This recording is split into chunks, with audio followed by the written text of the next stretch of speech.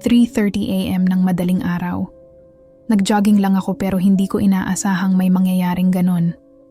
Ako nga pala si Lara, 25 years old, at isa akong marketing assistant sa isang BPO company dito sa General Trias, Cavite. Dahil sa night shift ko, ang tanging oras ko lang para mag-jogging ay tuwing 3:30 ng madaling araw. Tahimik, malamig ang simoy ng hangin, at halos wala kang makikitang tao sa kalsada. Pero kahit ganon, ligtas naman. May mga street lights pa rin sa bawat kanto. Gaya ng nakagawian, dumaan muna ako sa 7-Eleven para bumili ng tubig bago tumakbo. Paglabas ko, may napansin akong lalaki na nakasandal sa poste, may earphones, at naka-running outfit din. Ngumiti siya. "Ang aga mo rin mag-jogging ah," sabi niya. Ngumiti rin ako. "Oo, night shift kasi ako." "Ikaw?" sabi niya. "Ganun din. Mas okay kasing tumakbo pag walang tao." Nagpakilala siya. "I'm Marco." "Lara?" sagot ko. Habang naglalakad kami papunta sa jogging route, nagkukwentuhan lang kami kung anong trabaho namin, kung gaano kadalas kami mag-exercise, at kung gaano katahimik sa gentry pag ganitong oras. Masayahin si Marco, at medyo may halong flirt sa mga banat niya. Sabi pa niya, "Buti na lang maaga akong lumabas ngayon. Kung hindi kita makikilala." Natawa ako. "Smooth talker ka pala, ha?"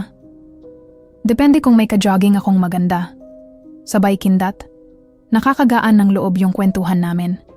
Pero nang tumakbo na kami, napansin ko agad ang kakaiba.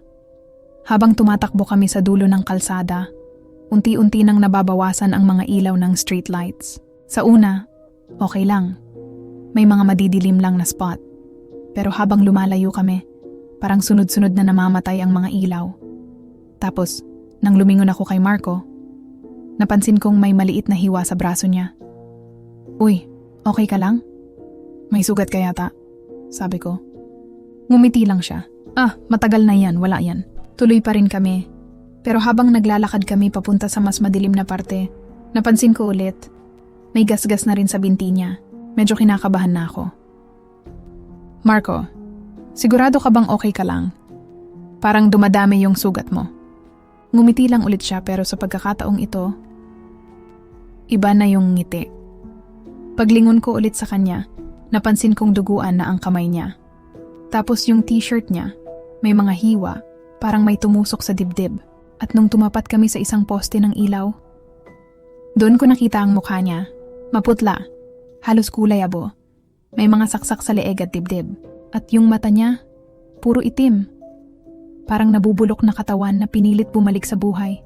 Tumakbo ako ng sobrang bilis, pabalik sa 7-Eleven. Naririnig ko pa ang tunog ng paa niya sa likod ko, pero parang hindi lumalapat sa semento. Paglingon ko, wala na siya. Pero ramdam ko yung malamig na hangin na dumampi sa batok ko. Pagdating ko sa bahay, hingal na hingal ako. Hindi ako makatulog buong araw. Kinabukasan, hindi ako mapakali. Kaya nag-search ako sa internet, Gentry Cavite runner killed near 7-Eleven. At lumabas ang lumang article. 1997, lalaking kinilalang si Marco de la Peña, 27, brutal na pinatay habang nagjo-jogging. Pinaniniwala ang sinaksak habang bumibili ng tubig sa 7-Eleven bago magumpisa tumakbo. Nanlamig ako. Parehong lugar. Parehong oras. Parehong pangalan. Hanggang ngayon, tuwing dumadaan ako sa 7-Eleven na yun papuntang jogging route, parang may naririnig akong mahinang boses sa hangin. "Ang aga mo rin mag-jogging, Lara." Mula noon, hindi na ako nag-jogging sa madaling araw. Dahil minsan, hindi mo alam kung ang makakasabay mo tumatakbo pa ba talaga o matagal nang patay? Kung nagustuhan mo ang kwentong ito, huwag kalimutang i-like, i-share at i-follow para sa iba pang nakakakilabot na kwento ng mga kababalaghan. Baka sa susunod, kasama mo na rin tumakbo si Marco